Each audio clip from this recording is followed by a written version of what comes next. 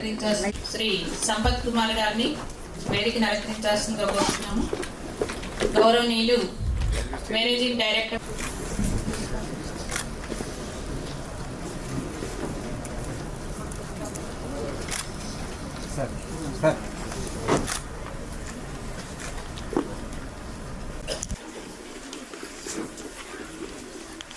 Control finance department లేకుండా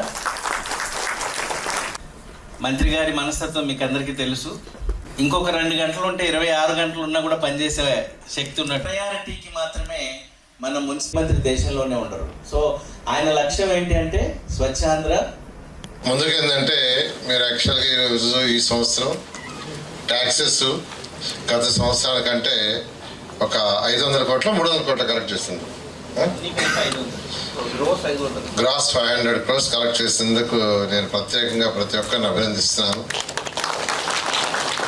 ఎందుకంటే municipalities అంటే అవి స్వయం పరిపాలన, వాటికి కావాల్సిన ఇన్కమ్ని అవే సమకూర్చుకొని కౌన్సిల్లో పెట్టుకొని రిజల్యూషన్స్ పాస్ చేసుకొని ఎక్స్పెండిచర్ చేయటం ప్రజల అవసరాలను బట్టి. కలెక్షన్స్ లేని మనం ఏం చేయలేము. ప్రభుత్వం ఎప్పుడు స్టేట్ గవర్నమెంట్ ఎస్టాబ్లిష్మెంట్కి ఇన్ఫ్రాస్ట్రక్చర్కి కొంతవరకు సపోర్ట్ చేస్తారు, కానీ డే టు డే రన్నింగ్కి చిన్న చిన్న ఎస్టాబ్లిష్మెంట్కి ఎక్కడికక్కడ మున్సిపాలిటీస్ చేసుకోవాలంటే ఖచ్చితంగా ట్యాక్సులు రావాలి.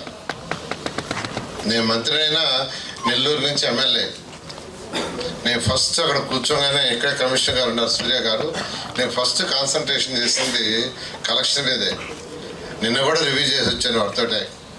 నిన్న కూడా మీ రన్నింగ్ ఎక్స్పెండిచర్ ఎంత, మీ కలెక్షన్ ఎంత, క్యాపిటల్ ఎక్స్పెండిచర్కి ఎంత మిగులుతుంది, నేను వాటితో డిస్కస్ చేసింది.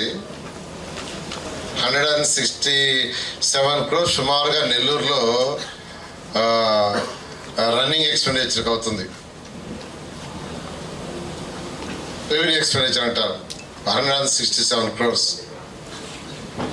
వాళ్ళ కలెక్షన్ ఈ రన్నింగ్ ఎక్స్పెండిచర్ పోగా రెవెన్యూ ఎక్స్పెండిచర్ పోగా అరౌండ్ 40 crores మిగులుతుంది వాళ్ళకి. ఆ 40 crores-ని క్యాపిటల్ ఇన్వెస్ట్మెంట్ మీద పెట్టచ్చు.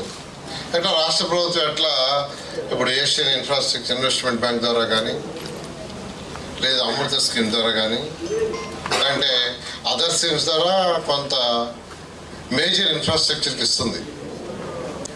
2014 నుంచి 19 దాకా ఇదే శాఖలో నేను మంత్రిగా ఉంటే ఒక్క సంవత్సరం కూడా ట్యాక్సులు పెంచలా.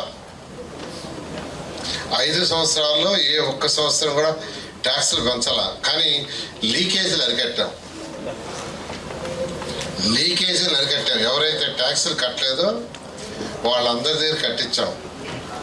అండర్ అసెస్మెంట్లన్నీ రెగ్యులేట్ చేసాం, అసెస్మెంట్ చేసాం. దానివల్ల 700 కోట్లు పెరిగింది. కనుబా గారు అప్పుడు కమిషనరు స్పెషల్ డ్రైవ్ పెట్టి అండర్ అసెస్మెంట్ చేసుకున్న వాళ్ళు ప్రాపర్టీ ట్యాక్స్ కావచ్చు, వాటర్ ట్యాక్స్ కావచ్చు, లేదా ఏదైనా రెంట్స్కి ఇచ్చిన బిల్డింగ్స్ వల్ల కానీ అవన్నీ రెగ్యులేట్ చేయటం వల్ల 700 కోట్ల రూపాయలు పెరిగింది. ఎప్పుడైతే అది పెరిగిందో ఇంక అసలు 5 సంవత్సరాలు నేను 1 పైసా పెంచాల. ఎవ్రీ ఇయర్ 5% వేస్తామని జీవో ఇస్తామని కూడా 700 పెరిగింది కదా, ఇంక అవసరం లేదని. అయితే అప్పుడు ఖజానా బాగానే ఉండింది, రాష్ట్ర ఖజానా బాగానే ఉండింది, బడ్జెట్ బాగానే ఇచ్చారు.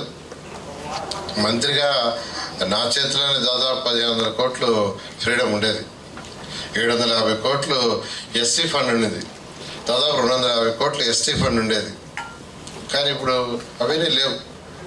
కారణం ఏంటంటే ఏదైతే ఈరోజు వచ్చిన డబ్బులను ఎక్కువగా రీపేమెంట్కి ఇంట్రెస్ట్కి పే చేయాల్సి వస్తుందో బడ్జెట్లో లిమిటెడ్గా పెట్టారు.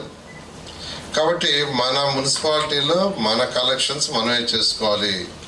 నేను నెల్లూరు పోయినప్పుడల్లా నెల్లూరు మున్సిపల్ కమిషనర్ గారు ఒకటే మాట్లాడుతుంటా, కలెక్షన్ ఎంత వచ్చింది ఈ వీక్, ఆల్మోస్ట్ వీక్ పోతున్నా. ప్రతి వారం నేను అడిగేది కలెక్షన్ ఎంత వచ్చింది, ఎంత రావాలా, అండర్ అసెస్మెంట్ ఎన్ని కరెక్ట్ చేశారు, అసలు అసెస్మెంట్లో రానివి ఎన్ని కరెక్ట్ చేశారు, ఇదే డిస్కషన్ చేసేది. అందువల్ల ఆల్ కమిషనర్స్కి నేను స్పెసిఫిక్గా చెప్తున్నా, మీరు 500 కోట్లు ఆల్టుగెదర్ ఎక్స్ట్రా చేశారు, ఐమ్ వెరీ హ్యాపీ. బట్ కట్టాల్సిన వాళ్ళందరూ ట్యాక్స్ కట్టాలి, ఎందుకంటే వాళ్ళకి ఫెసిలిటీస్ ఇస్తున్నాం.